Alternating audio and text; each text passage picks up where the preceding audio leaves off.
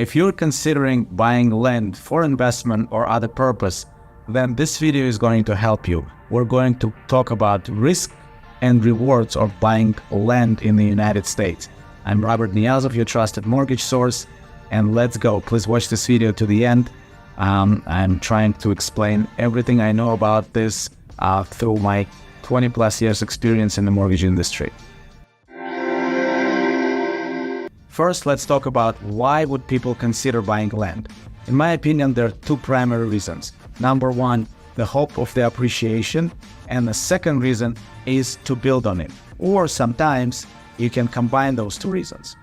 To that extent, I can remember the conversation I had with my former colleague, and her family bought a piece of land in the upstate New York area somewhere in the mid-90s.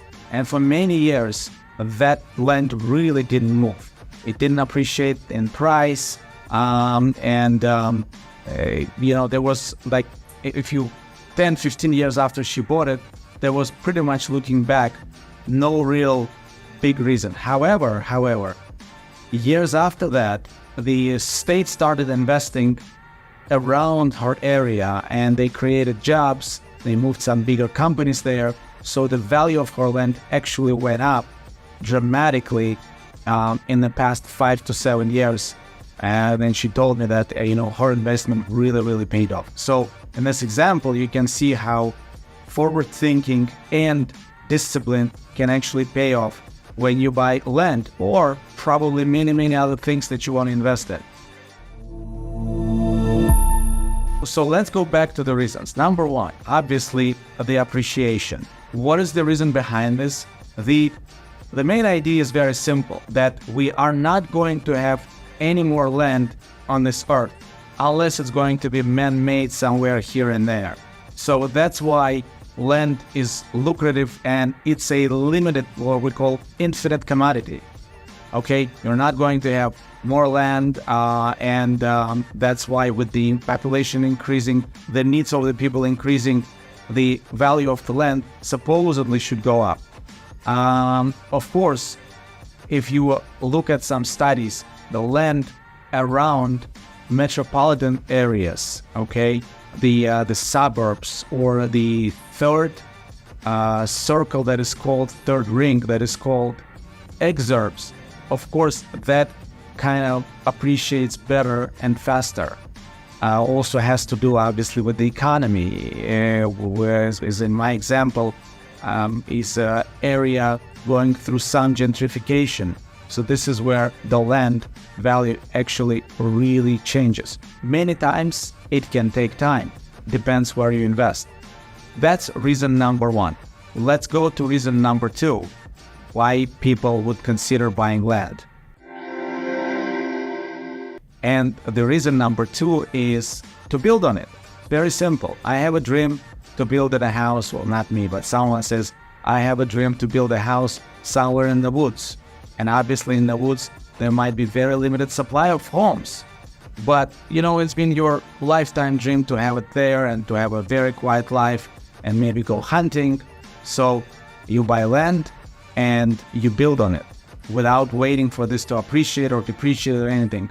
So that is the second reason to immediately buy land and actually build. But there are things that you need to consider before you buy. There are definitely some potential concerns. For example,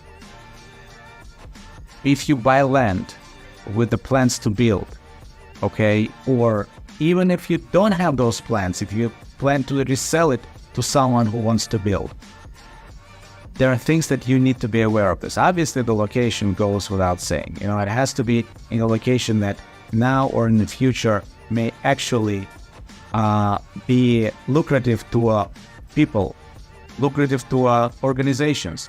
You see, it doesn't have to be necessarily for people to live.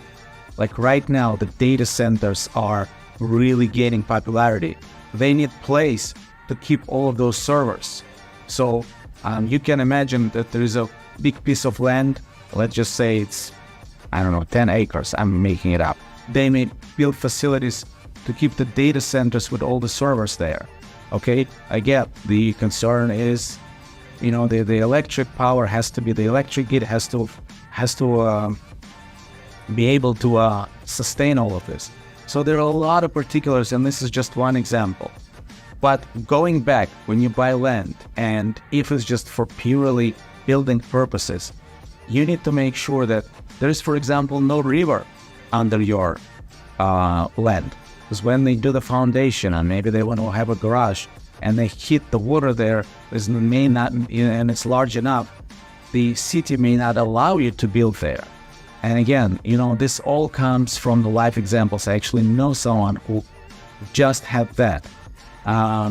The other concern could be that the land itself could be a landmark, some historical place where people, visit, or from which they visit, or it's right in the middle between what they visit and what they can see. For example, let's say it's a scenic area, and your land is right in the middle, so you cannot really build anything on it because the municipality will not allow you to. So there are definitely some concerns, but the good news is it can all be researched. Okay, you can hire an architect, you can hire a zoning specialist, and they can tell you all that can be done with this particular land. The only problem with this, of course, that is a snapshot of today, what is allowed today, and those things change. So today, and it could improve in your favor too. Let's talk about one other important thing: financing for acquisition of the land. Everybody knows if there is a single-family home, people apply through a mortgage broker, they can get a loan because there's a house, they're going to live in it, or they're going to invest and put a tenant there. Okay, but what about land? Because there is no what's called way for a bank to use this as a rental opportunity in case people don't pay. Banks are very, very careful to lend on the land. Okay? At best, we can find 50% financing. In other words, only half of the value that the bank determines it to be. So if you, let's say, found a piece of land for $300,000 and you come to a mortgage broker, you come here and say, okay, I want to finance. We say, well, you know what? We know maximum is going to be 150. It could be less. Why? Because if the bank appraiser goes out there and says, well, you know what? I don't believe this land is valued at 300. We only think it's 200. Guess what? They're giving you half of that. They're giving you 100,000 all. And even that is not an easy task to do. The rates on the land financing are a little bit higher than buying a regular home. Just be aware of this. The financing is a tough portion. It's not impossible. It is possible to do land financing. When one actually buys land to build on it, and let's just say you buy it without financing, and then you have plans to build, now the bank can finance the land portion, and right away they will give you money for the construction. So that is a great way out.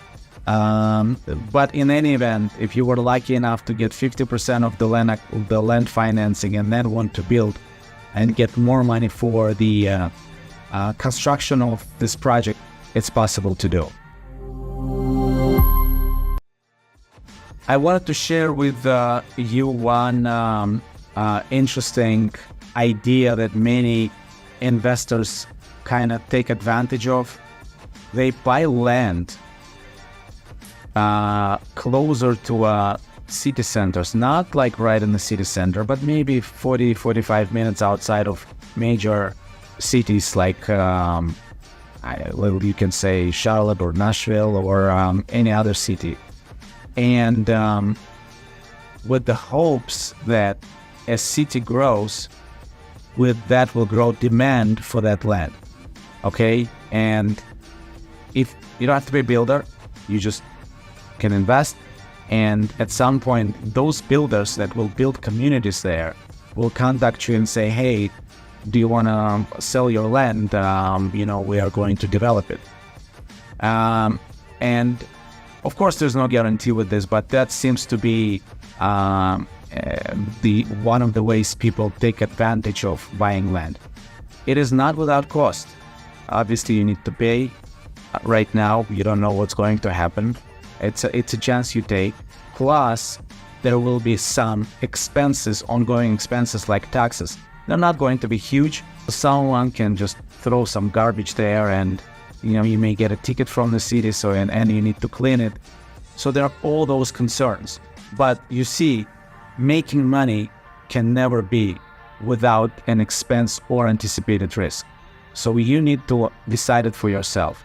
To me, for those who have a stomach for this, I believe it's a great idea. Again, if you buy it in the right location, you have a discipline, and you have a good vision. And I invite you to comment and tell me what you think about land financing, what you think about this video, so we can come back with some more great content. God bless you all.